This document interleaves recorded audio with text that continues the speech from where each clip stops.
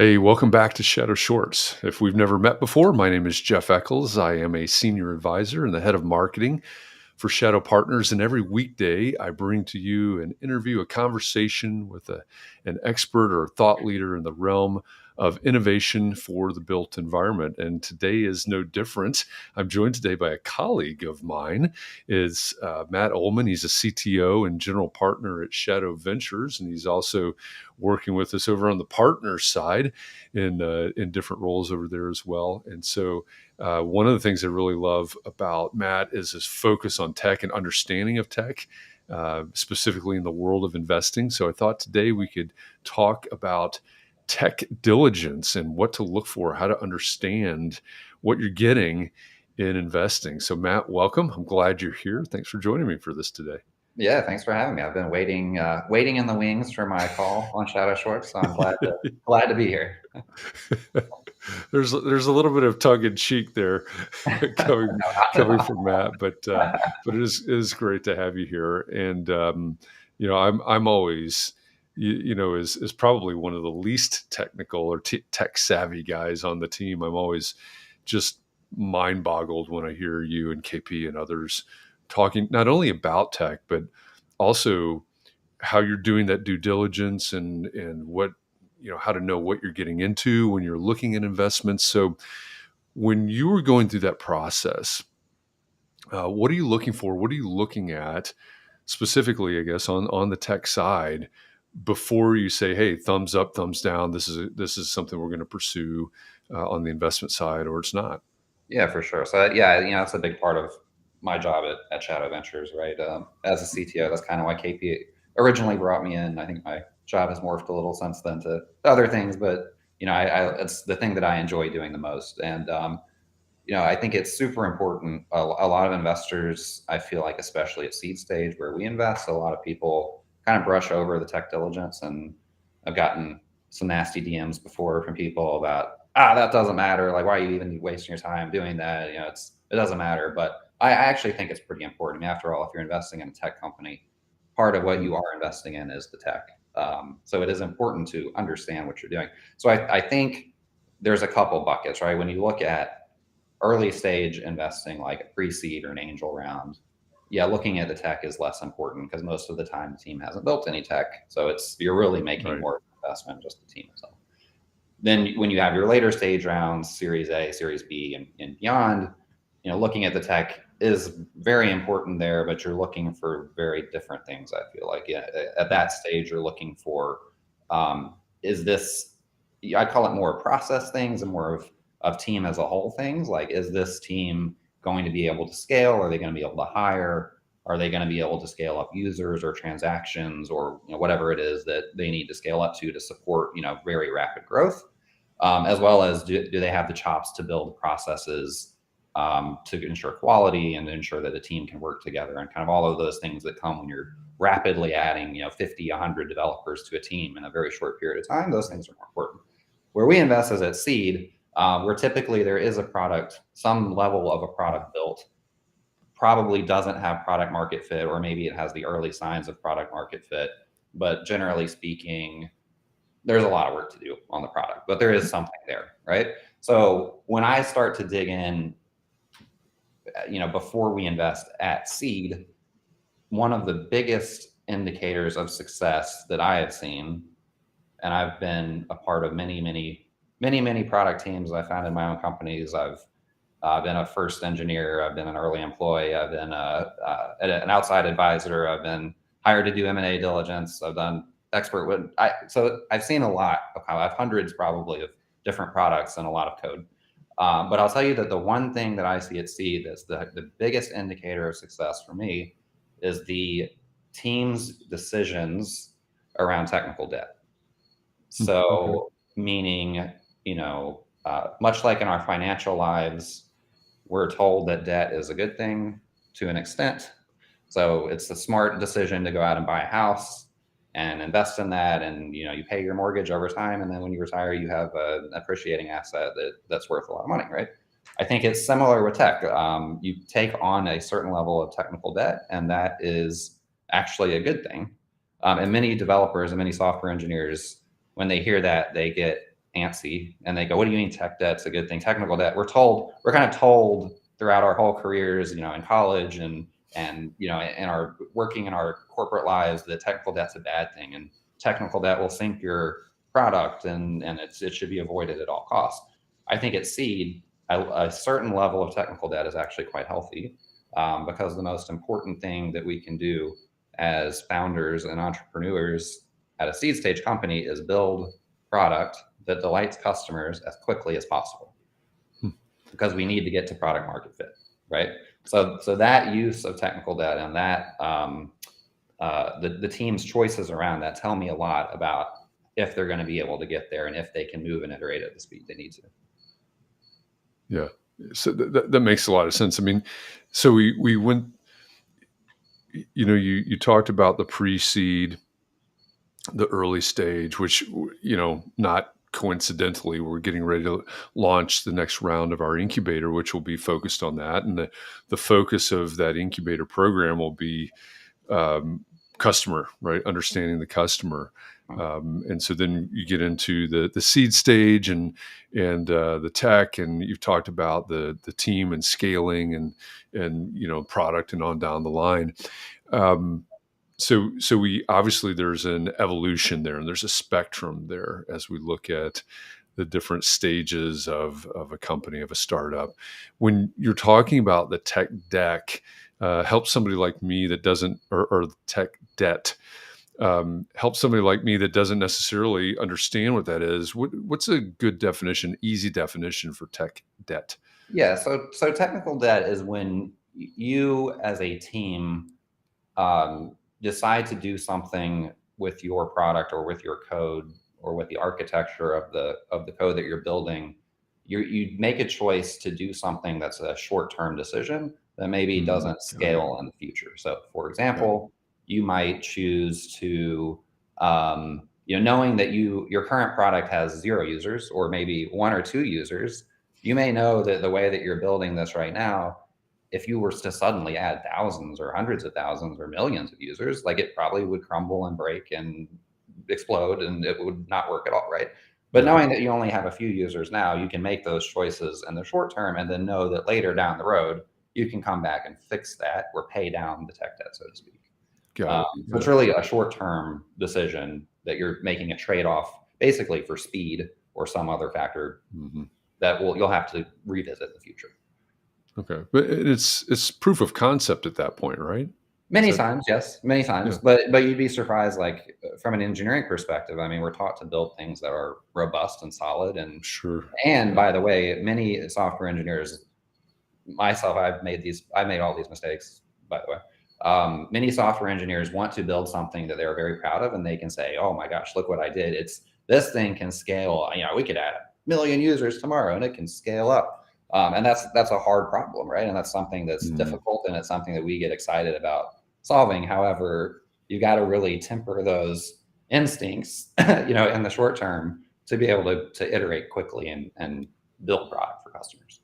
yeah, yeah. So it seems to me there's sort of two sides of this, especially in the investment arena, right? There's the side where we have the startup, right, the founder side, and then of course there's the investor side. And in our world, sometimes that's a fund, it's an individual, we're focused on innovation for the built environment. So it might be an engineering firm or a construction company or somebody like that. So, what's the big takeaway?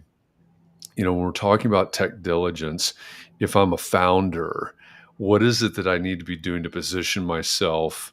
And I guess you can pick the stage that you want to, because we talked about that spectrum. But what do I need to be doing as a founder to prepare myself for a potential investor that's doing a lot of tech diligence? Yeah, I mean, first and foremost, be honest. No reason to try to hide things and make things seem better than they are. Like, we know as investors, especially in early stage, everything is not going to be perfect. There's no situation in which we're going to come in and it's going to be the most perfect, beautiful code with everything, all the ducks in a row, right? So, like, really, being honest during the diligence process about where you are and articulating the choices that you've made and why you've made them is the most it's the most useful thing you can do, at least for me, because like I said, I'm not planning on coming in and like I'm not looking for a reason to not invest, by the way. Yeah. Like it's really more of understanding where you are so that when we do invest, we know that we're allocating the proper money and the proper resources to get you to hit your milestones. And if you're covering things up and saying like, oh well, we're ready to go, we've got these features built, or we can scale to this amount, and that's not true, but your plan is we're going to take on funding and then start doing those things, then we're all going to be in a big pickle down the road. So we really just want to better understand, kind of as trusted advisors or board members or, fiduciaries of the company, even when we invest, like, is our money going to actually be able to do the things that you're planning on doing, or do we need to plan for more? That could be more funding or more time or whatever it is, so that we can all be successful together. Okay, so flip the script now, and if you've been, as you said, you've been on both sides of the equation, but look at it now from the investor side. What do I need to be paying attention to as I'm doing my tech diligence? What are maybe the top three things that I'm looking for? Yeah, I mean, it's really it's hard to describe, honestly. Like if you're not, it's tough for me. I come from a software background, computer science background, and I built software, so it is kind of tough because there's no two systems that are the same. There's no one way to build any one product. You can build it 100 different ways. So it is honestly kind of tough to put a finger on like a very succinct message of what to be looking for. I'd say other than generally the team should be able to simply articulate to you, even as a non-technical person, the architecture and what they've built.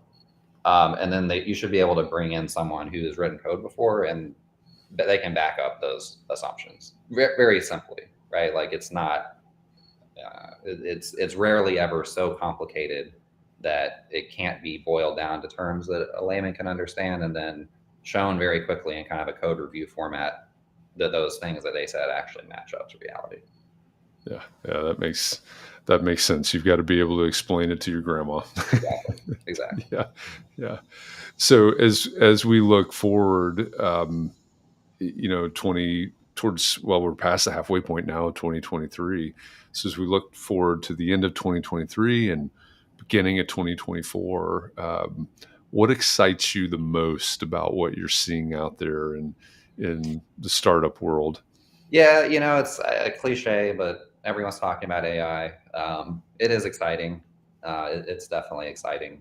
I think what we're seeing now is basically, more or less a consolidation of AI into these larger players. So you've got OpenAI, obviously. Facebook just released a new open source model that they're saying is called Llama, that they're saying that rivals OpenAI, right? So like it really is reminiscent of the early days of kind of web software, whereas I was building web applications back in the early 2000s, and it was quite difficult because it hadn't been done thousands, hundreds of thousands of times like it has now, right? So the tooling, at that point was basically from scratch. Now it's evolved so that we have all these open source frameworks and tools and examples, and everyone's done it many times. So it's like, back then saying, well, I could do it as desktop software, I could do it as web software. Desktop software was a lot easier. It was an easier choice.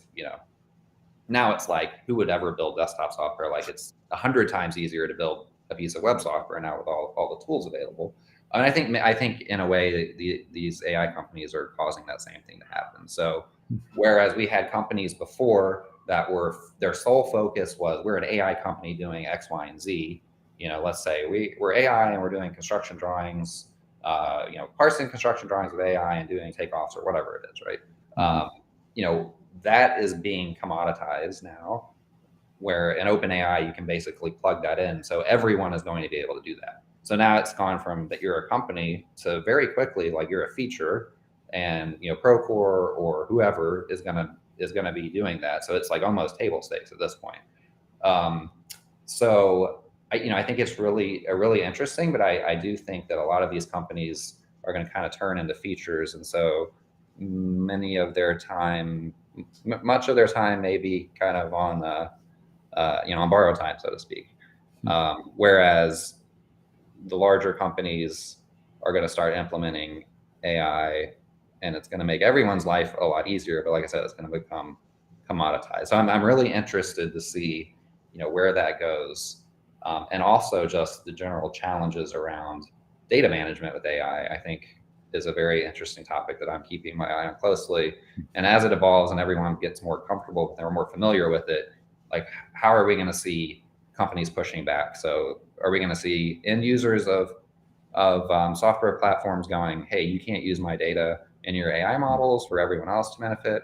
Are we going to see, specifically in construction and real estate, are we going to see owners start to push that onto their contractors, who are then going to push that onto the software companies? So it's like, and then are we going to see government regulations who are going to push all of that? It's just like in construction, everything's fragmented, but there's a very succinct chain of the value chain of Right. how the money flows, right? So are we going to start to see all of those parties kind of push down on the others, and how is that going to affect what these companies are doing with AI? It's a really fascinating topic that I'm looking forward to seeing what happens. Yeah, yeah, it is fascinating, and if you're out there listening to this now or watching this, if you love these conversations, and as Matt said, everybody loves talking about AI. We at Shadow are looking forward to October 24th through 26th, in Atlanta on the campus of Georgia Tech. We're going to host the 7th annual Shadow Summit. You can find out more about that at shadowsummit.com. The URL's in the lower left-hand corner of your screen right now. But one of the panels may actually happen to be about AI. You just have to wait and see. Hint, hint. So if you're not familiar, Shadow Summit is a yearly summit. It's exactly what it sounds like. It is purposefully intimate, a maximum of 200 tickets. We can't bring more chairs into the theater, so 200 tickets maximum.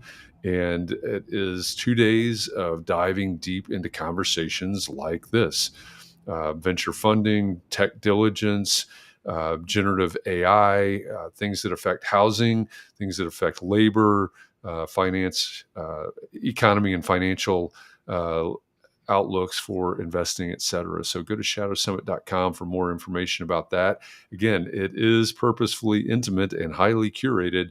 So there's a button at the top of that page at shadowsummit.com to apply to attend. Hit that, because the tickets are, I get a notification every once in a while about another ticket or a group of tickets being sold.